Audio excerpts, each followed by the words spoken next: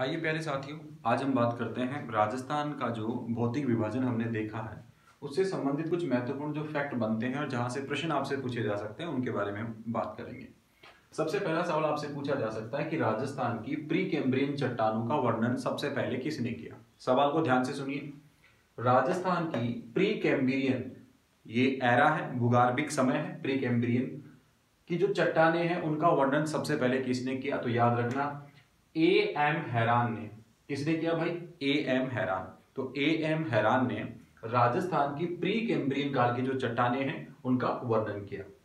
आगे बात करते हैं, आपसे पूछा जाए बाप बोल्डर्स किस युग से संबंधित है। अब ये बाप बोल्डर्स क्या है? तो देखिए, जोधपुर जिले के अंदर एक गांव है बाप, और वहां पर आप भूगर्भिक संरचना देखोगे, जियोमॉर्फोलॉजी को समझने की कोशिश करोगे वहां की, तो वहां पर गोलाकार जीवाश्म आपको देखने के मिलेंगे और उन्हीं को क्या कहा जाता है? बाप बोल्डर्स कहा जाता है। तो याद रखना, बाप बोल्डर्स का जो समय है वो कार्बोनीफेरस है। कौन सा है जी? कार्बोनीफेरस। याद रहेगा आपको। तो बाप बोल्डर्स किस युग से हैं? तो आपका जवाब होगा कार्बोनीफेरस युग से हैं। आगे बात करते हैं राजस्थान के भौगोलिक प्रदेश और उनके समय के बारे में। यहां से एक सवाल आपको देखने को मिलता है कि राजस्थान का कौन सा भौगोलिक प्रदेश है, वो किस भूगर्भिक समय में निर्मित हुआ, उसका समय काल क्या है। जैसे अगर आपसे पूछा जाए अरावली है, उसका निर्माण किस काल में हुआ, तो अरावली का जो निर्माण है वो प्री कैम्ब्रियन युग में हुआ है। किसमें हुआ जी? प्री कैम्ब्रियन युग में। आपसे पूछा जा सकता है अरावली का संबंध किस कालखंड से है, तो आपका जवाब होगा प्री कैम्ब्रियन कालखंड से अरावली का संबंध है। अब बात करते हैं दक्षिणी पूर्वी पठार। तो दक्षिणी पूर्वी जो पठार है वो क्रिटेशियस काल का है। किसका है जी? क्रिटेशियस काल का। याद रखना, कुछ एग्जाम में इनमें से कोई ना कोई एक सवाल आपसे पूछा जाएगा। तो दक्षिणी पूर्वी पठार है, उसका निर्माण किस काल में हुआ, तो आपका जवाब होगा क्रिटेशियस काल के अंदर हुआ। आपसे पूछा जाए अगला जो क्वेश्चन है वो है पूर्वी मैदान। तो पूर्वी मैदान का जो निर्माण है वो प्लिस्टोसीन के प्रारंभिक युग में हुआ, कि जब प्लिस्टोसीन प्रारंभ हुआ तो उस समय हम मानते हैं कि पूर्वी मैदान का निर्माण हुआ है। तो पूर्वी मैदान का संबंध किस भूगर्भिक समय से है, तो आपका जवाब होगा प्लिस्टोसीन का प्रारंभिक युग से है। लेकिन आपसे पूछा जाए कि थार मरुस्थल का निर्माण किस कालखंड में हुआ, तो आपका जवाब होगा कि प्लिस्टोसीन के उत्तर युग में, कि जब प्लिस्टोसीन खत्म हो रहा था उस समय के अंदर थार मरुस्थल का निर्माण हुआ। तो ये जो चार भौगोलिक क्षेत्र हैं, इनका समय सारणी जो देखिए भूगर्भिक समय सारणी है, उसमें कौन सा कालखंड है वो आपको याद रखना है।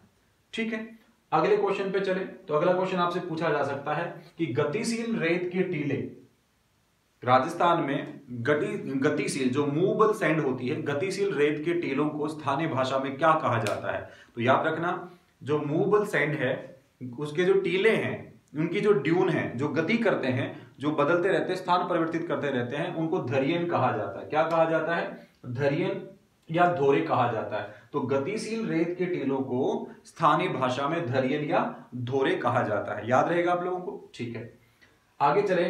गोंडवाना प्रदेश राजस्थान की किस भू आकृति का भाग है? याद रखना, एक क्षेत्र है गोंडवाना प्रदेश।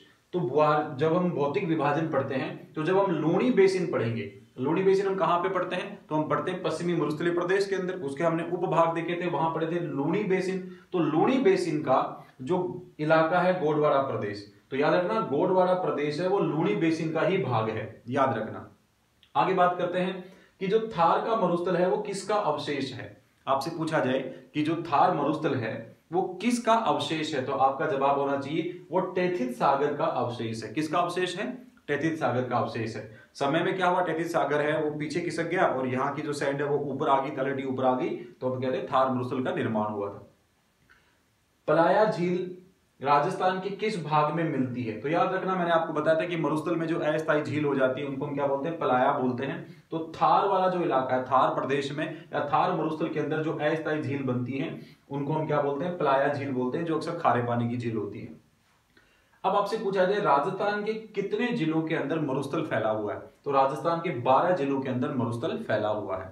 ये तथ्य हैं जो ग्राम विकास अधिकारी के एग्जाम में डायरेक्ट आपसे पूछे जाते हैं। तो बहुत सरसरी दृष्टि से आपको इन चीजों को देखना है और इतना ज्यादा दिमाग लगाना नहीं। मैं तमाम चीजें आपको राजस्थान ज्योग्राफी की यहाँ करवा दूंगा, वर्ल्ड ज्योग्राफी और इंडियन ज्योग्राफी भी यहाँ पे करवा दूंगा। तो ज्यादा ना सोचें, जितना बताया जाता है सेलेक्टिव पढ़ने की कोशिश करते हैं।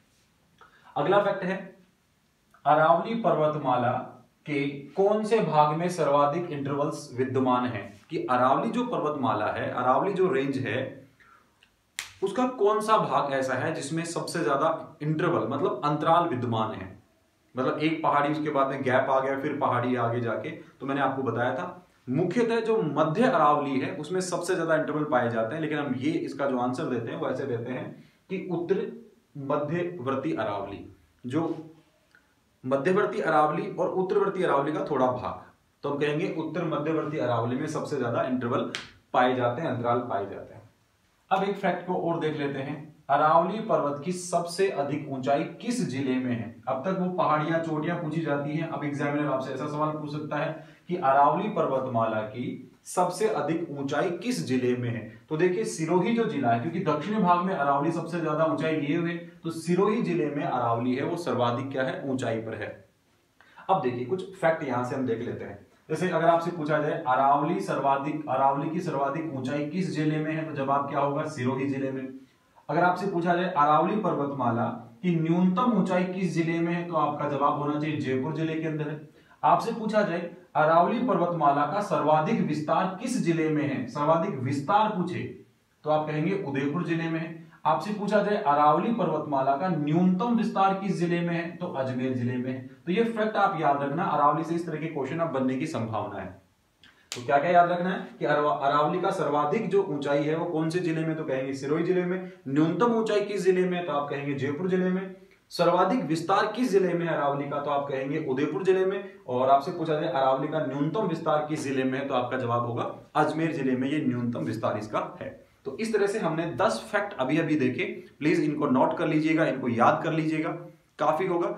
ऐसे ही और चीजें मैं आपके सामने लाता रहूंगा। और Rajasthan geography, world geography, Indian geography की जो फैक्ट हैं, जो ग्राम विकास अधिकारी में आपसे पूछे जाएंगे, यकीन मानिए आप इनको अगर पढ़ोगे तो एग्जाम में डेफिनेटली आपको देखने को मिलेंगे। धन्यवाद, थैंक्स अ लॉट।